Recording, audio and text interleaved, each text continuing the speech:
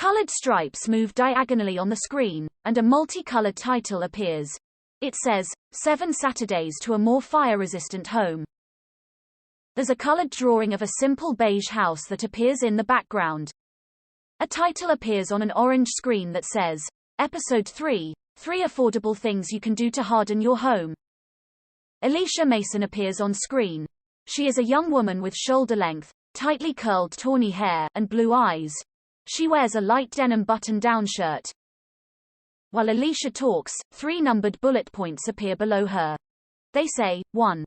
Block embers from entering your home. 2. Plug gaps in door frames, walls and boards. 3.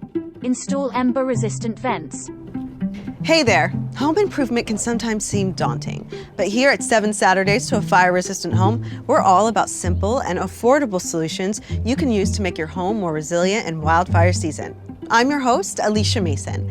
For the past 2 episodes, we've learned about defensible space and how a few easy adjustments to the land around your property can better prepare your home during wildfire season. Today, we're going to learn about 3 more affordable steps that you can take to make your home more fire-resistant. First, we'll start by showing you how weather stripping can prevent embers from finding their way inside gaps like garage doors and windows. Then, we'll show you how caulking, another low-cost option, can plug up gaps in damaged door frames, walls, and boards to keep embers out. And finally, without going too deep in your pockets, we'll take a look at how installing ember-resistant vents can guard against flammable debris. To help me do this, I need my 7 Saturdays partner, David Hawks, former chief of the CAL FIRE Butte Unit and now senior public safety specialist at PG&E.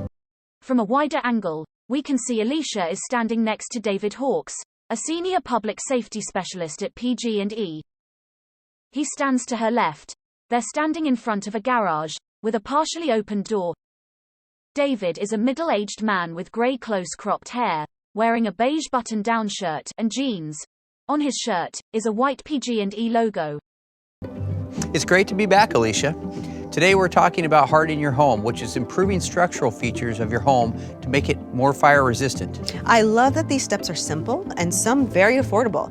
I know that, especially right now, people are looking for ways to save money. Small improvements can go a long way to protecting our homes. Isn't that right, David? Absolutely.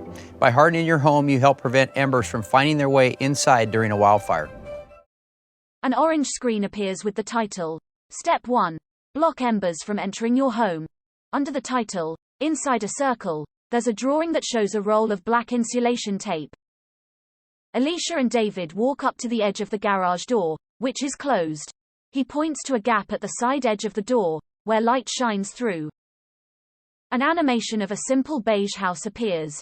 There's a slight gap at the side of the garage door, similar to what David just pointed out. A number of square orange embers are floating in the scene. An ember floats into the garage, through the gap at the side of the door. So Alicia, one of the things that we need to remember as we walk around the house is we're looking for areas in the home where embers could penetrate the home. If you remember back to episode 1, we were looking for the little things on the ground. Much like that, where the wind blows, embers flow. If you had an ember go through there, could it land on material inside of your garage and catch that on fire? It's really important that you look for any gap that's 1/16 of an inch or greater. And for instance, there's a gap here that's well over 1/16 of an inch between the door frame and the door itself. Good to clean that part out, but more important is to seal it up. Start by making sure the door is adjusted properly up against the framework. If it's not adjusted properly, you can use simple weather stripping, which is inexpensive, typically $10 or less. Start by cleaning the edge up, take a rag and clean it up. And once it's dry, seal it all the way up using this weather stripping all the way to the top, making sure you get a nice tight seal. Alicia and David tape along the side of the garage door with black insulation tape. David points to where the gap was. Whereas before it was visible with light, now there is no light shining through.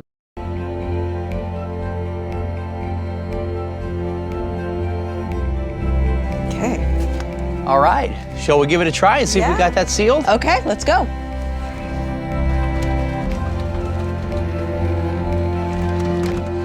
Look, you can see it sealed it up really nicely and I don't see any gaps at all. No light is shining through along this entire door edge.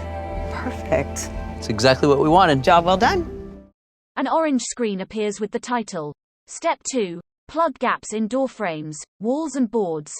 Under the title, Inside a Circle, there's a drawing that shows a tube of caulking material. Alicia and David talk next to the garage. David points out some siding that has lifted away from the house. So David, what about cracks and gaps that we can't fix with weather stripping? You know, like this example right here. That's a great question. This gap is large enough that embers blowing through the air could penetrate and get inside, catching the home on fire. It's important that we seal these gaps up. We could use something like caulking. So we'll grab some caulking and we'll take care of this job. Sounds good. All right. David has an orange caulking gun which holds a cylinder of caulking material. He caulks the gap in the house, where the siding is lifting away. As he does this activity, a bullet point appears at the bottom of the screen. It says, "For a full list of ways to harden your home, please visit safetyactioncenter.pge.com." Begin with a clean, dry surface, making sure that it's dry and clean the best that we can. We'll have a cleanup here to do, but as you can see, once you get on a rhythm, you can get a nice bead of caulking going inside the crack. Just keep forcing it into that open spot. Now that we're done with the caulking, you can see how easy that is. You can use your finger or a putty knife to smooth that out and get it into the groove really good. It's always good to have a wet rag to clean up the excess material. An orange screen appears with the title, Step 3, Install Ember-Resistant Vents. Under the title, Inside a Circle, there's a drawing that shows a vent that has a tight weave. David and Alicia kneel next to a vent on the side of the house. David takes the vent off and holds it up as he talks. David picks up a new vent dot and holds it next to the old one that he took off the house. The new one has a tighter weave with smaller holes.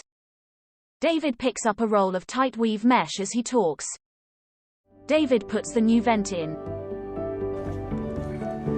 Our final task is one that people often forget about, and that's the vents.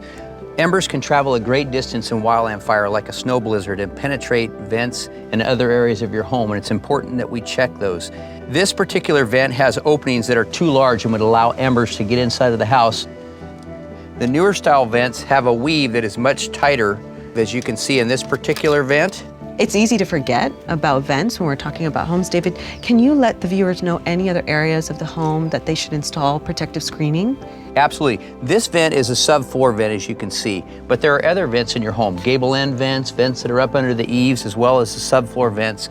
All of those need to be checked and inspected and either replaced with a vent like this one that's a tighter weave, which is fairly inexpensive at about $10. There are a little bit more expensive versions, or you can retrofit existing vents with this tighter weaved wire mesh material. It's important that the vents that you select be metal in nature and non-combustible. Okay, and we're going to install this vent. Just slide it in to position, and then we'll affix it to the house, and we're good. Well, that was so quick and easy. I think we have some more to install. You want to go? Absolutely. Okay. Alicia and David stand in front of the garage once more. Well, thank you so much, David. These steps were actually a lot easier and cheaper than I was expecting. And after just a Saturday's work, the house feels more secure, even with these small adjustments. So, what are we working on next Saturday? Next Saturday, we'll teach you how to create an evacuation plan. That way, in the event of a fire, you can get your family out and first responders can get in. Well, that sounds important. I'm looking forward to learning. Thanks so much for joining us for 7 Saturdays to a fire-resistant home. We'll see you next week. And make sure to share this video with people you know living in fire-prone areas. The opening title that says, 7 Saturdays to a more fire-resistant home, appears again, followed by the PG&E logo.